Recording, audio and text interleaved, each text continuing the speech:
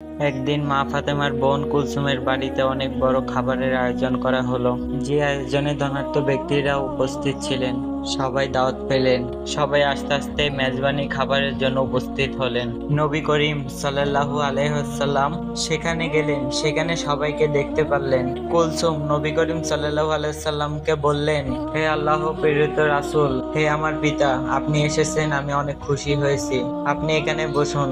আমরা জানি, আবার অনেকেই জানি না, কুলসুম ছিলেন ধন সম্পত্তির দিক থেকে অনেক স্বাবলম্বী। পক্ষান্তরে মা ফাতেমা ছিল অনেকটাই গরিব, কিন্তু অত্যন্ত গরিব হলেও তিনি দিন প্রচার, ঈমান আমলের দিক থেকে অটুল। কেন বা থাকবেন না? মা ফাতেমা হলো জান্নাতের সর্দারিনী। তিনি জান্নাতুল ফেরদাউসে সকল জান্নাতের নারীদের প্রতিনিধি করবেন। কুলসুমের বাড়িতে বিভিন্ন রকমের খাবারের আয়োজন করা হতে লাগলো। মহানবী সাল্লাল্লাহু আলাইহি সাল্লাম বললেন, মা কুলসুম, তুমি তো এখানে সবাইকে আমন্ত্রণ জানিয়েছো। সবাইকে আমি দেখতে পাচ্ছি। শহরের বিভিন্ন লোক এখানে এসেছে তোমার মেজবানে অংশগ্রহণ করার জন্য। সবাই নিশ্চয়ই ভালো মন্দ খাবার খেয়ে এখান থেকে যাবে। নিঃসন্দেহে অনেক সুন্দর খাবারের আয়োজন করেছো তুমি। মা কুলসুম, তুমি কাকে কাকে এখানে আমন্ত্রণ জানিয়েছো? কুলসুম বললেন, হে আমার পিতা, হে আমার আল্লাহ রাসূল, আমি আমার মেজবানে এই শহরের সমস্ত ধনাঢ্য ব্যক্তিদের আমন্ত্রণ জানিয়েছি। আব্বাজান, শহরের সমস্ত পণ্ডিত জ্ঞানীদের এখানে আমন্ত্রণ জানিয়েছি। নবী করিম সাল্লাল্লাহু আলাইহি সাল্লাম বললেন, তুমি সবাইকে এখানে আমন্ত্রণ করেছো, কিন্তু একজনকে তুমি আমন্ত্রণ করনি। কুলসুম বললেন, কে বাবা, কাকে আমি আমন্ত্রণ করিনি? নবী করিম সাল্লাল্লাহু আলাইহি সাল্লাম বললেন, এটা তো তোমার অজানা কথা হবার নয়। সে তো তোমার রক্তের সম্পর্ক, তোমার আপন বোন ফাতেমা। কুলসুম একটু চুপ হয়ে রইলেন। ফাতেমাকে সে ইচ্ছা করেই আমন্ত্রণ করেনি। ফাতেমা ছিল অনেকটাই গরিব, তার পোশাক আশাক ভালো ছিল না। কুলসুম ভেবেছিল, ফাতেমা যদি এই অনুষ্ঠানে আসে তাহলে আমার মান সম্মানের হানি ঘটবে, তাই আমি আমন্ত্রণ করিনি। এদিকে কুলসুম অনেক বড় খাবারের আয়োজন করলো। ভালো ভালো কোরমা পোলাও আয়োজন করলো। মা ফাতেমার বোন কুলসুম শহরের সবাইকে আমন্ত্রণ করে খাওয়াচ্ছে। তখন পক্ষান্তরে একবারও খেতে পারছিল না মা ফাতেমার দুই সন্তান হাসাইন এবং হুসাইন ক্ষুধার জ্বালায় কাতরাচ্ছিল এবং তারা বলছিল, মা, আমাদের খুবই ক্ষুধা লেগেছে, আমরা আর ক্ষুধার জ্বালা সহ্য করতে পারছি না, তুমি আমাদেরকে কিছু খাবার দাও। মা ফাতেমার চোখ থেকে অঝোর ঝরে পানি পড়ছিলেন এবং তিনি আল্লাহর কাছে বলছিল, হে আল্লাহ, আমার ঘরে কোনো খাবার নেই, কোনো কিছু নেই। এই মাসুম বাচ্চার মুখে আমি কি তুলে দিব? এখন আমি না হয় ক্ষুধার জ্বালা সহ্য করতে পারছি, এই মাসুম বাচ্চা দুটো ক্ষুধার জ্বালা সহ্য করতে পারছে না। মা ফাতেমার কান্নায় আল্লাহর আরশ কেঁপে উঠলো। হে আল্লাহ, আপন বোনের বাসায় কোনো খাবার নেই, হাসাইন হুসাইন ক্ষুধার জ্বালায় কাতরাচ্ছে। তখন ওই মা আপন কুলসুমের বোনের বাড়িতে ভালো ভালো রান্না করা হচ্ছে, ভালো ভালো খাবারের আয়োজন করা হচ্ছে। মেজবানে অনেক মানুষ এসেছে, অনেক মানুষই দাওয়াত পেয়েছে। গরিব বলে মা ফাতেমার আপন বোন কুলসুম।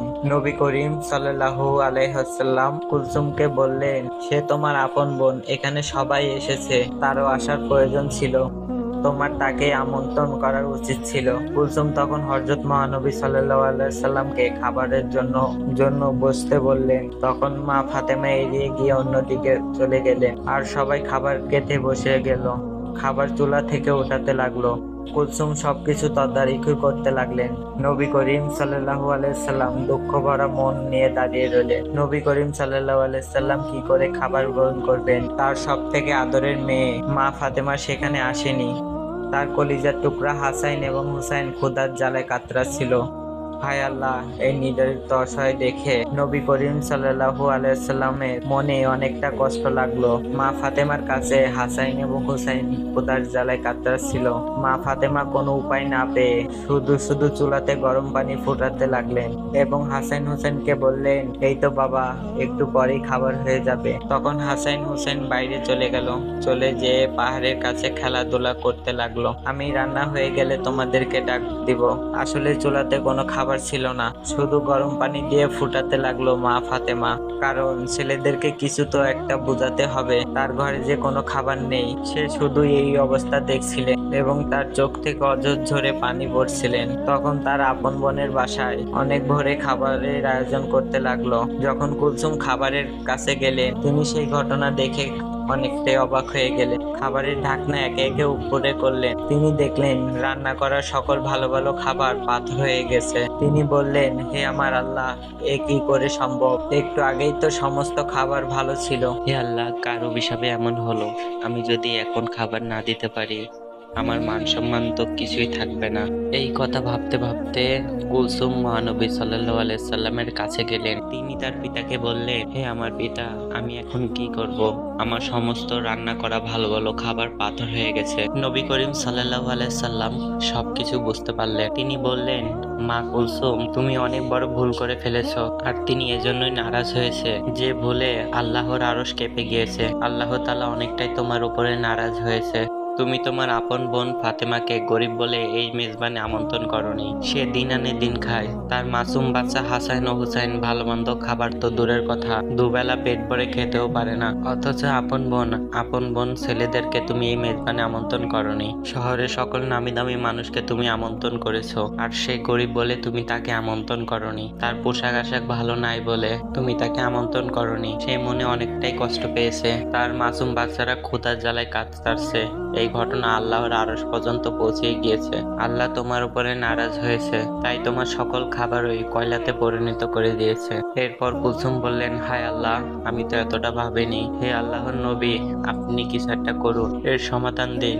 নবী করিম সাল্লাল্লাহু আলাইহি সাল্লাম বললেন, এর উপায় একমাত্র মা ফাতেমার কাছেই আছে। তিনি পারেন সকল সমস্যার সমাধান করতে। নিশ্চয়ই তার ইচ্ছায় আল্লাহ তাআলা তার এই সকল সমাধান করে দিতে পারেন। কুলসুম দৌড়াতে দৌড়াতে মা ফাতেমার বাড়ির কাছে পৌঁছে গেলেন। সেখানে গিয়ে তার মা ফাতেমাকে ডাক দিলেন। ফাতেমা বাড়ি থেকে বের হয়ে আসলেন। হে আমার বোন, তোমাকে এত হতাশা দেখাচ্ছে কেন? এই অসময়ে তুমি আমার বাড়িতে কেন আসছো? তোমার বাড়িতে অনেক বড় খাবারের আয়োজন করেছো, অনেক বড় মেজবানের আয়োজন করেছো তুমি, তাহলে এই গরিব বোনের বাসায় কেন এসেছো তুমি? কুলসুম কান্না করে বললেন, হে আমার বোন, তুমি আমাকে ক্ষমা করে দাও। আমার মেজবানে আমি সবাইকে আমন্ত্রণ করেছি, কিন্তু তোমাকে আমন্ত্রণ করিনি। আমি অনেক বড় ভুল করে ফেলেছি।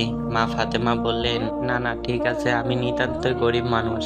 অনেক বড় বড় ধনাঢ্য মানুষরা তোমার আমন্ত্রণে এসেছে, সে জায়গায় তো আমার মতো গরিব মানুষ তোমার ওই জায়গায় হয় না। আমি ওখানে গেলে তোমার মান সম্মানের হানি করতে পারে, এটা আমি বুঝতে পেরেছি। তোমার উপরে আমার কোনো রাগ নেই। কুলসুম বললেন, এখন এসব কথা বলার সময় নয়, তুমি আমাকে ক্ষমা করে দিও। তোমাকে আমন্ত্রণ করিনি বিদায় মহান রব্বুল আলামিন আমার সমস্ত খাবার পাথর করে দিয়েছে। তুমি এখনই সেখানে চলো। আমার পিতা নবী করিম সাল্লাল্লাহু আলাইহি সাল্লামও সেখানে রয়েছেন। হে আমার বোন, তুমি যদি ওখানে উপস্থিত না হও, তাহলে আমার সমস্যার সমাধান হবে না। আমি কাউকেই খাবার দিতে পারবো না। তারা সকলে উপস্থিত হয়েছে, তাদেরকে খাবার না দিতে পারলে তোমার আপন বোন কুলসুমের মান সম্মান কিছুই থাকবে না। ঠিক আছে, আমি তোমার কষ্টের কথা বুঝতে পেরেছি, তুমি হতাশ হও না, চলো দেখি কি করা যায়। এই বলে হাসান হোসেনকে নিয়ে কুলসুমের বাড়ির দিকে রওনা করলেন। কুলসুমের বাড়িতে গিয়ে মা ফাতেমা দেখতে পারলেন নবী করিম সাল্লাল্লাহু আলাইহি সাল্লাম। মা ফাতেমার অপেক্ষায় মেজবানে সকলেই অপেক্ষা করছিলেন। মা ফাতেমা সেখানে গিয়ে আল্লাহর নবীকে সালাম দিয়ে বললেন, হে আমার পিতা,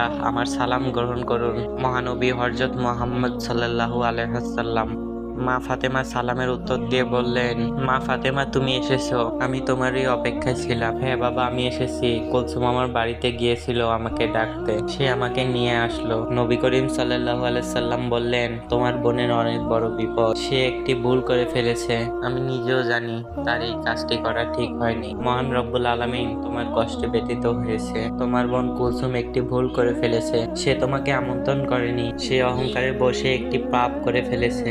মহান রব্বুল আলামিন তোমার দুঃখ কষ্ট দেখে তিনিও নারাজ হয়েছে। আজকের এই মেজবানে শহরের গণ্যমান্য ব্যক্তিরা উপস্থিত হয়েছে। তোমার বোনের এখানে আজকে দুপুরে তারা সবাই আহার করবে, কিন্তু তারা কি করে খাবে? মেজবানের জন্য যে সকল খাবার রান্না করা হয়েছিল, সেই সকল খাবার কয়লায় পরিণত হয়ে গিয়েছে। এই কথা শুনে মা ফাতেমা অবাক হয়ে বললেন, আমি তো আমার বোনকে কখনোই অভিশাপ দেইনি, তাহলে এরকম কেন হলো? মহানবী হযরত মুহাম্মদ সাল্লাল্লাহু আলাইহি সাল্লাম বললেন, মা ফাতেমা, তুমি অভিশাপ দাওনি, কিন্তু অভিশাপের প্রয়োজনও পড়েনি। মা ফাতেমা ইমাম হাসান এবং হুসেন যখন ক্ষুধার জ্বালায় কাতরাচ্ছিল, মহান আল্লাহ তাআলার আরশ কেঁপে গিয়েছে। তাই এই মেজবানে যত খাবার রান্না করা হয়েছিল সকল খাবার কয়লায় পরিণত হয়ে গিয়েছে। এখন তোমার বোন অনেকটাই চিন্তায় পড়ে গেছেন। মা ফাতেমা বললেন, হে আল্লাহর প্রেরিত রাসূল, হে আমার পিতা, আমার এখন কি করণীয় রয়েছে? নবী করিম সাল্লাল্লাহু আলাইহি সাল্লাম বললেন, তুমি যদি মন থেকে কুলসুমকে ক্ষমা করো এবং আল্লাহর দরবারে দোয়া করো, হয়তোবা আল্লাহ এই সমস্যার সমাধান করে দিবেন। ঠিক আছে বাবা, আমি যাচ্ছি। যেখানে সকল খাবার কয়লা হয়ে গিয়েছিল, কুলসুমকে নিয়ে সেখানে গেলেন। আল্লাহর নাম বলে বিসমিল্লাহ বলে সকল খাবার কাপড় দিয়ে ঢেকে দিলেন এবং আল্লাহর দরবারে দোয়া করলেন এবং কুলসুমকে বলল, তুমি কাপড় তোলো খাবারের উপর থেকে। যখন খাবারের উপর থেকে কাপড়টা সরালেন তখন সবাই দেখতে পারলেন সমস্ত খাবার আবার আগের মতো হয়ে গিয়েছে। কুলসুম ও মা ফাতেমা দুজনেই আল্লাহর দরবারে শুকরিয়া আদায় করলেন। নেও বোন, তুমি আমন্ত্রণ সকল মানুষকে এই খাবারগুলো পরিবেশন করো। কুলসুম ফাতেমাকে ধন্যবাদ দিয়ে বললে, তুমি আমাকে ক্ষমা করে দাও বোন। অহংকারের বশে অর্থ সম্পদের লোভে আমি অন্ধ হয়ে গিয়েছিলাম।